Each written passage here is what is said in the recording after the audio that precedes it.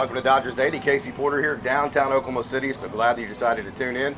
Fans, today we have a very special guest joining Dodgers Daily, and that is right-handed pitcher in the Dodgers organization, Michael Grove. So, Michael, thank you so much for joining. I think it's the third time I've had a chance to talk to you, so thank you so much. Absolutely. Okay, so first thing I got to start with, man, your coach from West Virginia, Randy Mays, he really just jump-started that program. Retired this year. They made it to the Supers. Talk about your boys back there at Morgantown. Yeah, it was pretty cool to watch this year.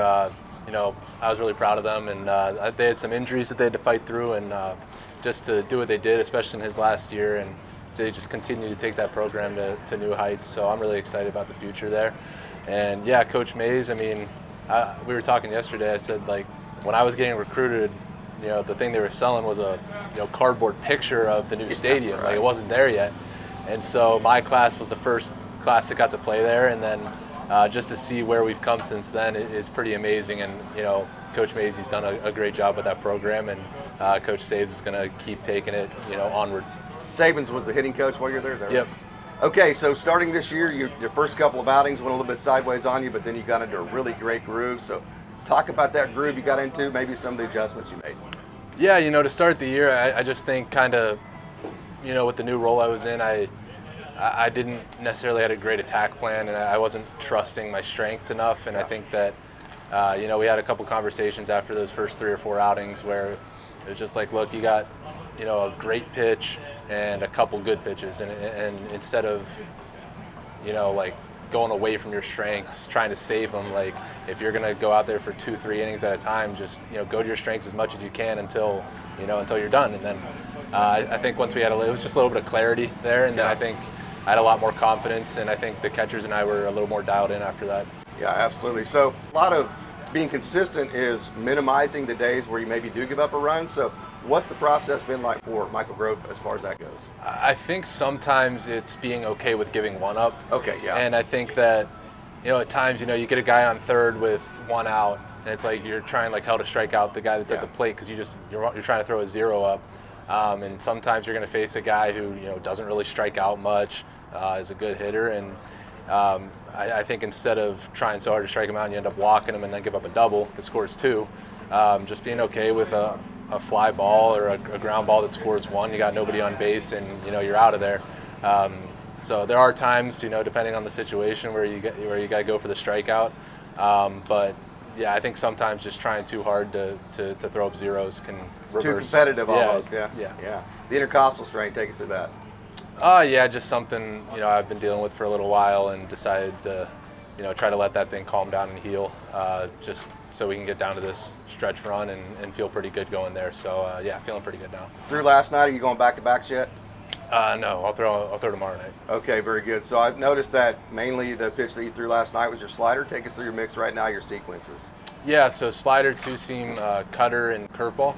Probably 4 pitches now, okay. Yeah, well, I haven't thrown the curveball as much as I'd like to, but still the big one? Yeah. Okay, yeah. Yeah, but slider's, my best pitch, and then throwing that 2-seam into righties, cutter into lefties.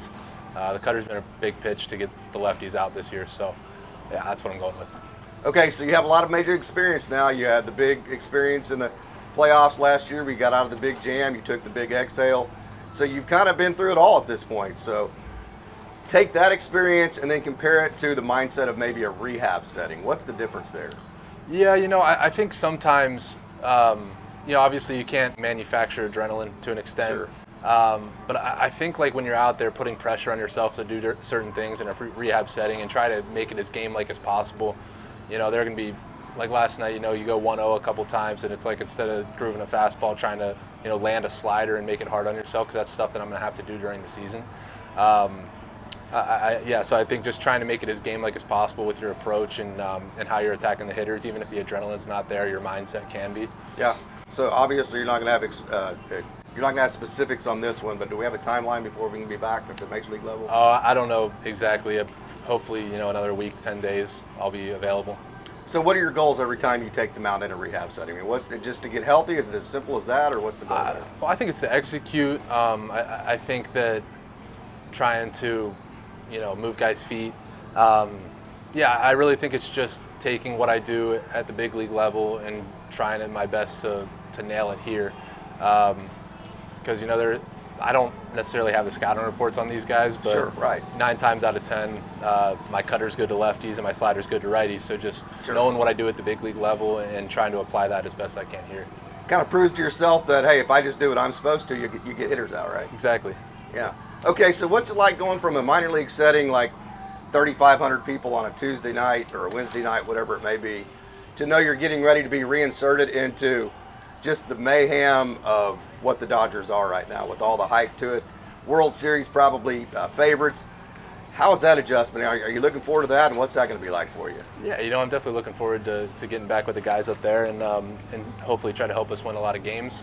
But again, I get to play with some teammates and take that positive as well that I've come up with, and get to see these guys again for a little bit.